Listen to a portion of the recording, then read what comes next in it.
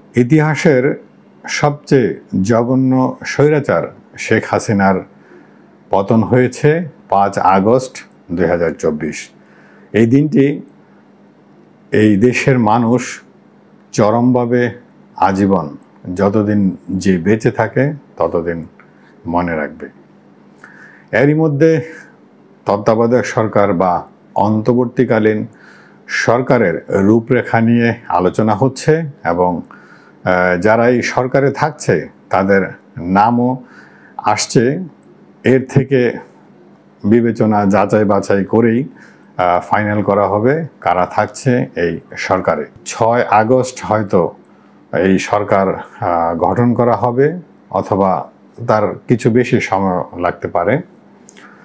এই অন্তর্বর্তীকালীন সরকারের কাছে আমার করজোরে মিনতি থাকবে। 18 এবং 19 জুলাই রোজ বৃহস্পতি এবং শুক্রবার যে সংখ্যক শহীদ হয়েছেন তাদের আত্মার মাগফিরাত কামনা করছি। তাদেরকে আমরা ফিরিয়ে আনতে পারবো না, তবে তাদের জন্য আমাদের অনেক কিছু করার আছে।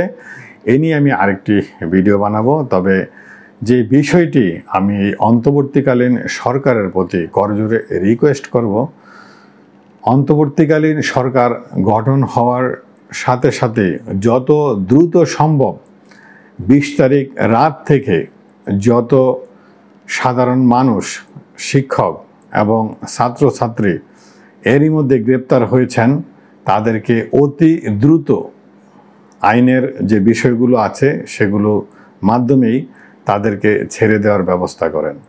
কারণ এখানে আমি জানি অনেক সাধারণ মানুষ আছেন এবং অনেক শিক্ষক আছেন, অনেক স্টুডেন্ট আছেন যারা কখনোই এই আন্দোলনে ভাঙচুর করেনি অথবা আন্দোলনে অংশগ্রহণ করেছে কিন্তু তারা ভাঙচুরে যায়নি অথবা কখনো তারা এই কাজ করেনি।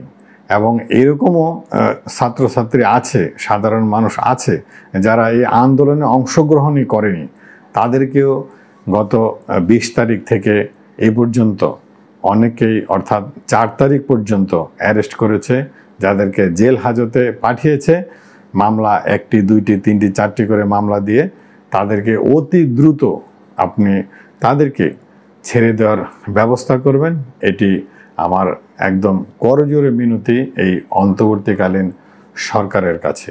আপনারা ইতিমধ্যে দেখতেই পেয়েছেন সেই নিম্ন আদালতে কত লোকের আহাজারি, কারো ভাই, কারো বাবা, কারো সন্তান ইতিমধ্যেই পুলিশ অ্যারেস্ট করে নিয়ে গেছে এবং তাদেরকে জেল হাজতে পাঠিয়ে দিয়েছে। কি অজরে কান্না আমরা দেখেছি। যারা বিনা অপরাধে অ্যারেস্ট হয়েছেন, জেলে আছেন, তাদের যে কষ্ট, সেই কষ্ট আসলে যারা করছেন তাদের ছাড়া অন্য কাউকে বোঝানো এবং বোঝা হয়তো কষ্টসাধ্য হবে। কিন্তু সেই কারণে আমি বলবো তাদেরকে অতি দ্রুত যেভাবে পারেন আইনের যে সমস্ত ফরমেশনগুলা ফিল আপ করে তাদেরকে জেল থেকে ছাড়াতে হয় আপনারা সেটাই করবেন। সেই মিনতি করছি আপনাদের কাছে। আজ এ পর্যন্তই। সবাই ভালো থাকবেন।